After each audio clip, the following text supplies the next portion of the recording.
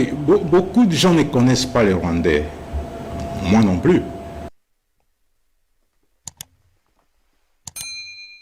Top Chronique TV, c'est votre chaîne sur YouTube. Abonnez-vous. Moi, je vais en parler un peu des habitudes, des cultures, n'est-ce pas, qui sévit dans cette partie de la République. Nous parlons un peu de ce concept de Kinyarwanda, Obwenge ou Ubwenge. Je pense que j'ai bien prononcé.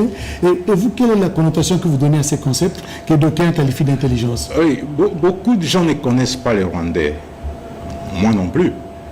Mais j'ai eu à conférer, à échanger avec quelqu'un qui connaît les Rwandais, particulièrement les Tutsis, qui a travaillé chez eux comme enseignant pendant très longtemps, et que j'ai eu à échanger avec lui lors d'une rencontre. Et d'emblée, ce que j'ai compris, c'est que la langue Kinyarwanda, c'est une langue bantoue. Ce n'est pas une langue nilotique.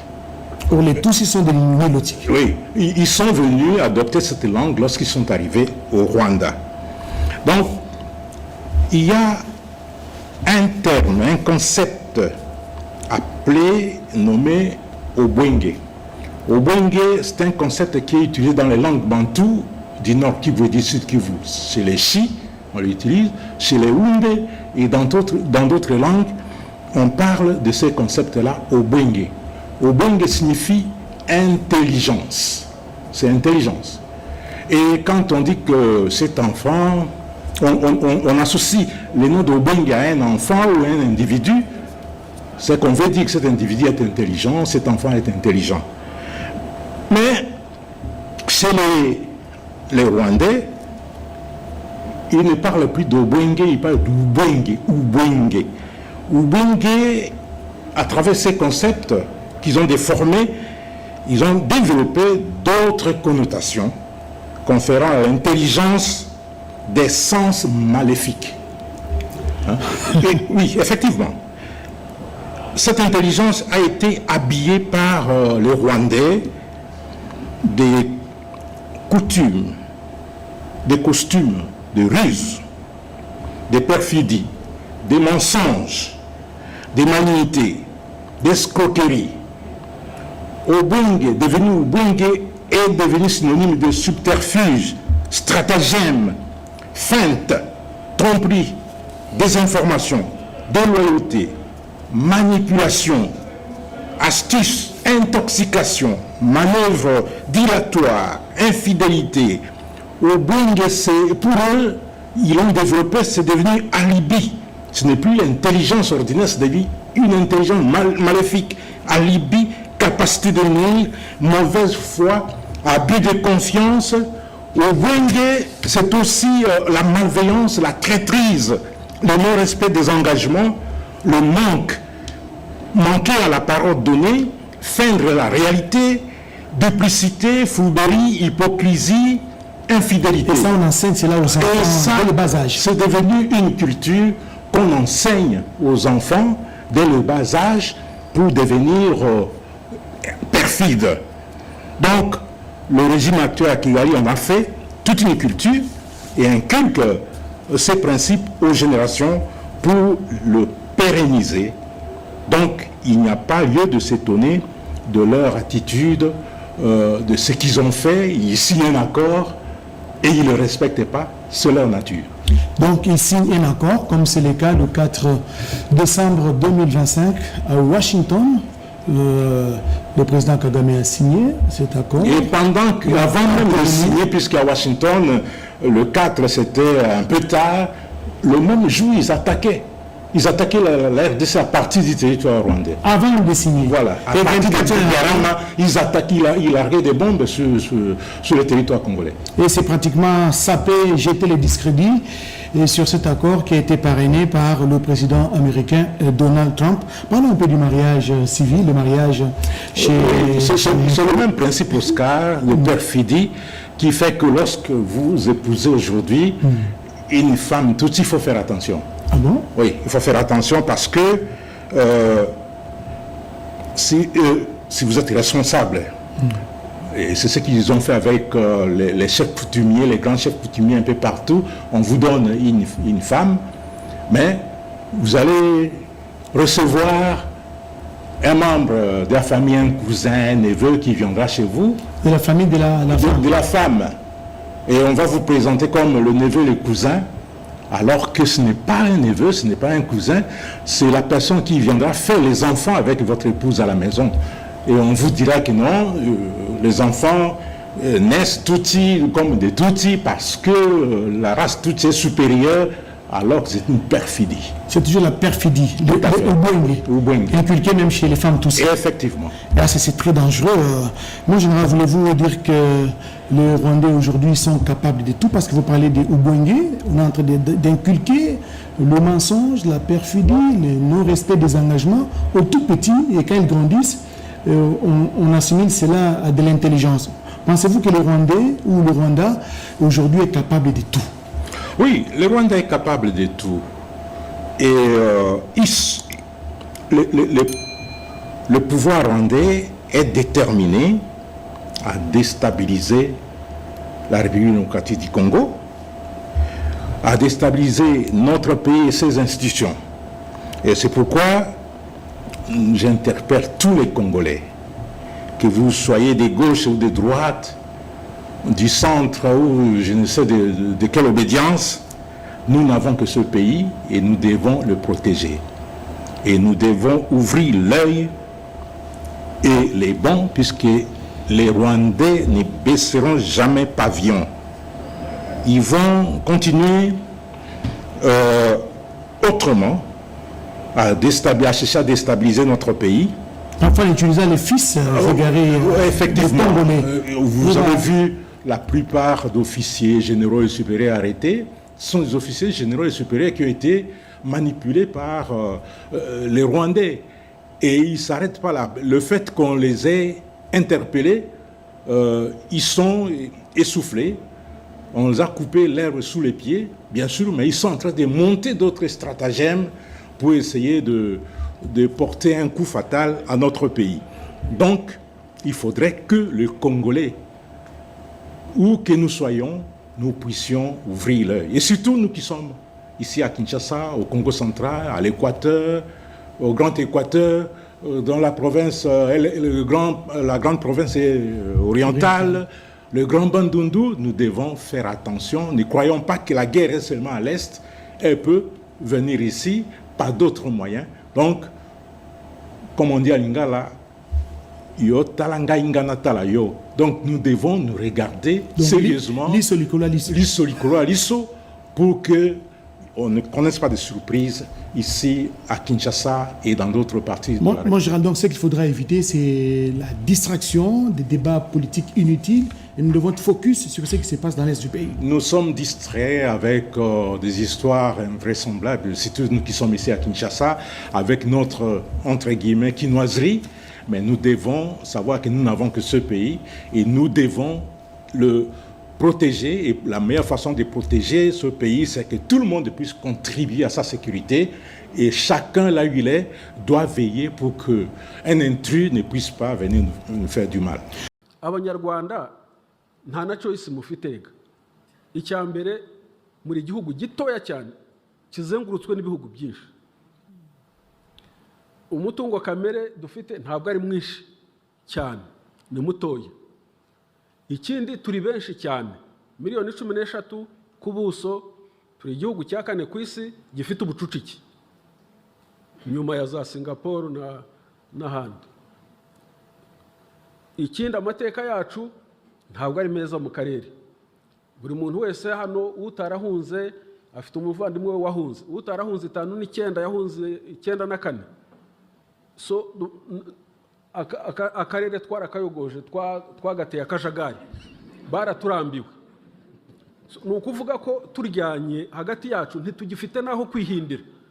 So by obligation tugomba kubana byanze bikunze.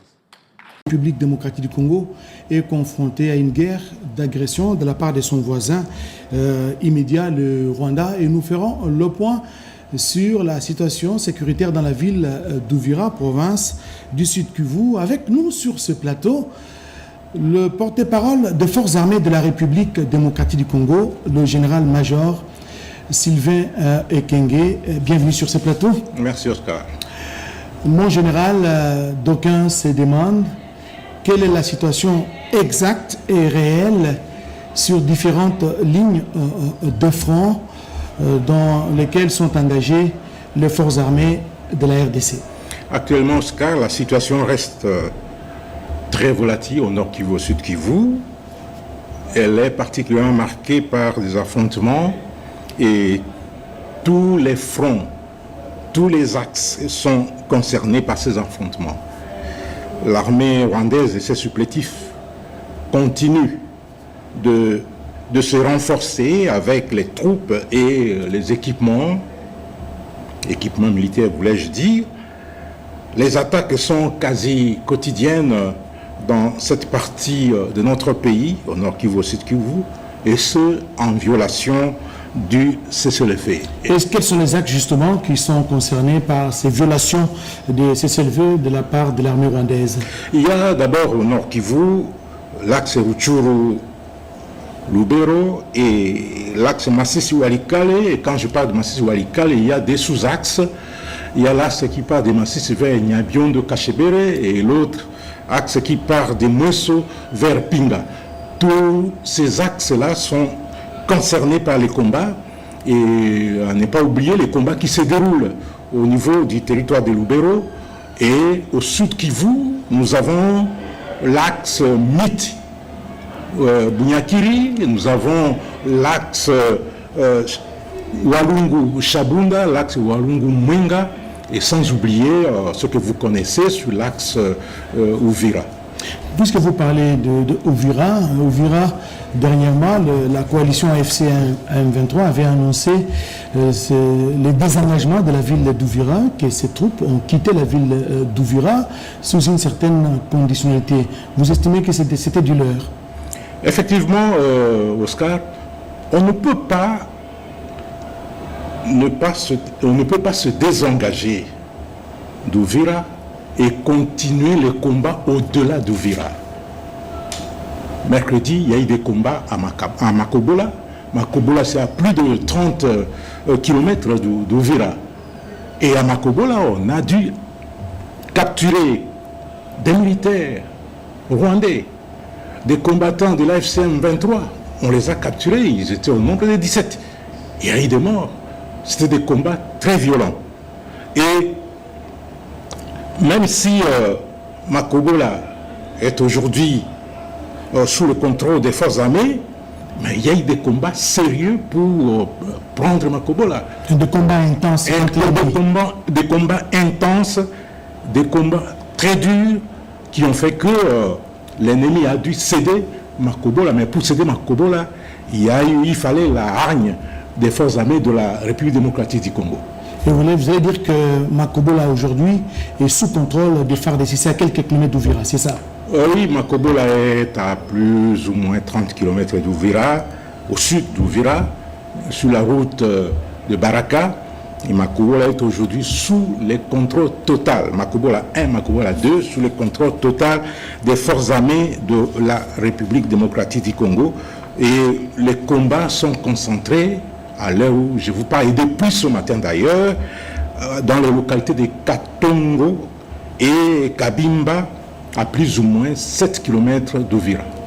À plus ou moins 7 km d'Uvira, et donc la violation du cessez-le-feu est plausible, manifeste sur la ligne de front par l'ennemi rwandais avec ses supplétifs du M23 au lendemain de l'accord de paix de Washington signé, vous le savez, le 4 décembre dernier. Mon général, peut-être avant de nous séparer, je voudrais qu'on revienne sur cette question d'actualité. Dernièrement, les forces armées de la RDC avaient lancé le recrutement de jeunes au sein de services spécialisés des forces armées de la République. Où en est-on avec cette opération? Oui, le concours, le recrutement dans les écoles militaires se fait sur base d'un concours national. Et aujourd'hui, à travers la République, sauf dans les territoires occupés, ce concours a eu lieu et ça va continuer demain pour d'autres spécialités. Et beaucoup de jeunes ont répondu présent. Le concours a eu lieu ici au Grand Golo. Et d'autres candidats ont passé, les candidats militaires ont passé les concours au Centre supérieur militaire pour Kinshasa. Et dans toutes les provinces, les concours a eu lieu, sauf dans les territoires occupés. Et ce concours a lieu une fois l'an. Ceux qui n'ont pas eu l'occasion de le faire doivent se faire inscrire pour l'année prochaine. Et le processus continue. Et c'est dans quelle spécialité comme ça? Non, dans toutes les spécialités. Nous, cette fois-ci, le chef d'état-major général des forces armées de la République démocratique du Congo, sous instruction du commandant suprême, a demandé à quelques services de l'armée de recruter au regard de besoins réels qui sont chez eux, notamment la force aérienne, la force navale, les corps de santé militaire, le corps du génie de l'armée, les corps des troupes de transmission et les services de communication et d'information des forces armées. Nous avons recruté dans nos spécialités et le secrétaire général de la Défense a recruté également les informaticiens et il y a aussi le recrutement au niveau de l'école de santé militaire. On recrute les jeunes qui doivent aller à l'école de santé militaire. Une fois arrivés à la fin, ils vont passer l'examen d'État avec tout le monde. Et heureusement qu'il a, lorsqu'ils passent l'examen d'État, rares sont ceux qui échouent parce qu'il y a du sérieux. Et il y a aussi d'autres écoles, des métiers qui ont recruté et qui ont fait passer ces concours. Moi, en général, vous avez dit que vous recrutez des jeunes en termes de profil, dont l'âge varie entre quels pour les spécialistes, l'âge minimum, c'est 22 ans, puisque un spécialiste, c'est quelqu'un qui a fait l'université. Alors, l'âge maximum, c'est 35 ans. 35 ans, et la force aérienne... Et nous, nous sommes plus éligibles à notre âge. Non, vous êtes plus éligibles. La force aérienne a diminué l'âge maximum jusqu'à 27 ans, je pense. Et la force aérienne recrute même les diplômés d'université, les diplômés qui ont fait les écoles techniques, comme... non, pour les écoles secondaires, les techniques, pour les former comme... Et puis qui ont fait les maths physiques, biochimie, et comme ça, pour les former comme des pilotes, et comme ça. Et il y a eu aussi les concours pour la session ordinaire de l'Académie militaire. Ce sont les diplômés d'État qui ont souscrit et qui ont passé ces concours. Ces diplômés d'État doivent être âgés de 18 à 22 ans, 25 ans maximum. Mais je pense que jusqu'à 23 ans, c'est acceptable. Puis ce sont des jeunes gens qui vont passer 3 ans à l'Académie militaire. Les autres feront la session spéciale à l'Académie militaire. Et beaucoup d'autres seront orientés dans les écoles spécifiques de l'armée. Il y a aussi les militaires qui ont été recrutés et qui ont passé les concours pour le cours des bases d'état-major à Kitona. Voilà, nous y reviendrons dans une émission spécialisée pour parler justement de ces recrutements, comment ça se passe et qui est éligible à ces recrutements. Moi, en général, nous sommes en train d'atterrir. Nous sommes suivis au Sud Kivu, nous sommes suivis à Massissi, nous sommes suivis dans le Rutshuru, à Butembo, à Lubero, nous sommes suivis à Beni. Nous sommes suivis également à Uvira, dans les 2 provinces, donc Nord et Sud Kivu. Un message pour les populations de ces 2 provinces sous occupation aujourd'hui. Merci Oscar. Moi, j'ai fait toute ma carrière, presque plus de la moitié de ma carrière au Nord Kivu, au Sud Kivu et en Ituri. Je connais le peuple du Kivu. C'est un peuple vaillant. Un peuple résilient. Un peuple très résilient. Et je leur demande de continuer dans ce sens. Les Rwandais essayent de les embrigader. Les Rwandais essayent de solliciter leur confiance, mais ils n'acceptent pas. Ils n'acceptent pas parce qu'ils ne portent pas les Rwandais à cœur. Ils connaissent ce que les Rwandais ont fait aux femmes, aux enfants, aux jeunes. Ils recrutent les jeunes par la force pour les envoyer comme chair à canon au combat. Dernièrement, vous avez vu, ils mobilisent la population par la force pour solliciter leur soutien. Mais avec des marches forcées. Avec des marches forcées. les Congolais du Kivu ont refusé. Ils ont refusé. Et ils ne vont pas se soumettre au diktat du Rwanda, je le sais. Et qu'ils savent, les habitants du Kivu, du Grand Kivu, vous êtes vaillants et vous devez savoir que quelle que soit la longueur de la nuit, comme le disait un sage, le jour finira toujours par poindre à l'horizon et on retrouvera la liberté et la dignité de la population aujourd'hui sous occupation. Et aux voyants FARDC qui sont engagés sur différentes lignes de front. Je commence d'abord par les FARDC qui ont été pris en otage et qui sont envoyés comme chair à canon au front. Et parmi les combattants M23 qu'on arrête, le plus grand nombre, ce sont des membres des FARDC, les militaires des FARDC qui sont restés, qui ont été capturés à Goma. On les envoie au front pour mourir alors que les autres restent derrière. Oui. Comme je l'ai dit dans l'un de mes messages, votre place est toujours, je vous regarde dans les yeux, votre place est toujours au sein des forces armées de la République démocratique du Congo. Et n'oubliez pas qu'on vous a demandé de déserter et de regagner les camps de la patrie. Et vous devez tout faire. Si on vous envoie au front, d'amener votre arme, ou carrément vous jetez l'arme et vous regagnez les camps de la patrie, vous vous rendez. Il faut fuir ces mouvements terroristes qui vous vendent du vent, qui vous donnent des promesses irréalisables, et vous avez vous-même vécu les atrocités à Rumangabo, les atrocités dans leurs camps d'instruction qui sont des camps de concentration. Beaucoup sont morts et on continue à vous envoyer pour mourir. Donc, si l'occasion se présente, ne l'oubliez pas. Faites défection, rendez-vous du côté de l'armée nationale. Aux militaires FARDC qui se battent, je sais que vous êtes vaillants, je sais que vous êtes forts, je sais que ce sont les circonstances occasionnelles qui ont fait que vous puissiez perdre ce que nous avons perdu à cause de ce qu'on a évoqué, de la traîtrise, à cause des erreurs commises.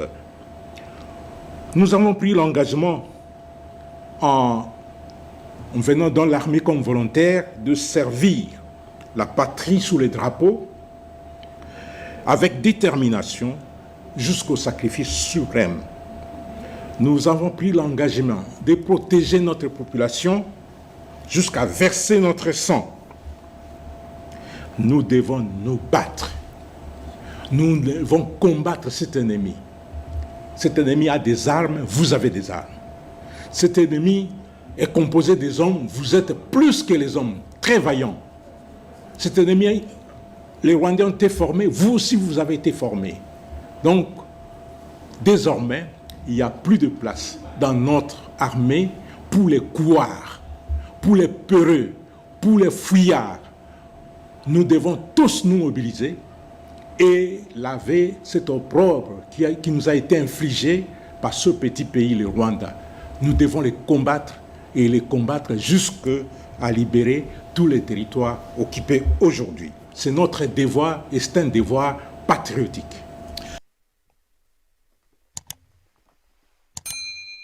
Top Chronique TV, c'est votre chaîne sur YouTube. Abonnez-vous.